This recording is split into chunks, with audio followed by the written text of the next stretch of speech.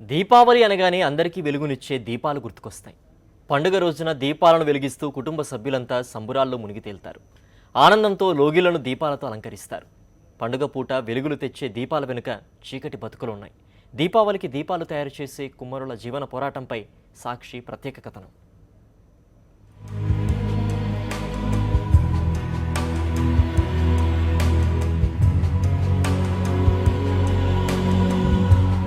దీపావళి పండగ పూట వెలిగించే దీపాలు సిద్ధమయ్యాయి. మార్కెట్లో విభిన్న ఆకృతుల్లో దీపాలు, దీపంతలు లభిస్తున్నాయి. చూపరులను ఆకట్టుకునే దీపాలు లభిస్తున్నప్పటికీ వాటి తయారీ వెనుక ఎంత కష్టం దాగి ఉందో పెద్దపల్లి జిల్లా మంథని మండలం అక్కేపల్లికి వెళితే తెలుస్తుంది. మట్టి తొక్కి అరతిప్పి చిప్పలు చేస్తున్న వారంతా కుమ్మర కులస్తులు.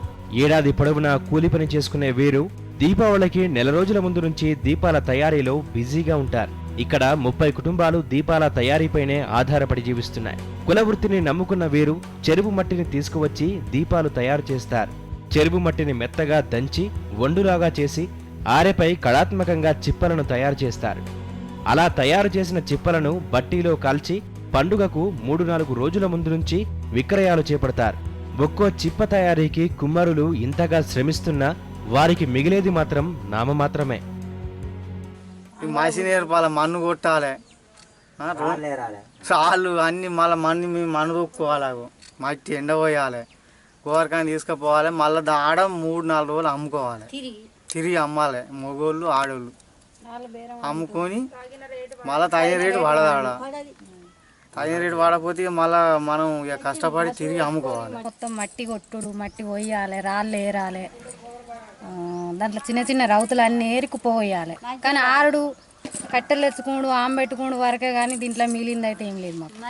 పండుగ సీజన్ ఆరంభం అయ్యిందంటే మగవాళ్లతో పాటు ఆడవాళ్లు, పిల్లలు, పెద్దలు అందరూ దీపాల తయారీలో నిమగ్నమవుతారు.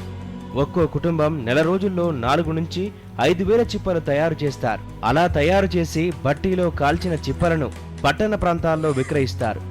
నెల రోజుల పాటు కష్టపడితే చేతికి అందేది మాత్రం అంతంత మాత్రంగానే ఉంటుందని ఆవేదన వ్యక్తం చేస్తున్నారు. మట్టి చేసి, కుండలు చేసి, చిప్పలు చేయడం, దీపాంతలు చేయడం, గల్లగురు చేయడం, ఏవి చేసినా మాకు ఫలితం లేదు.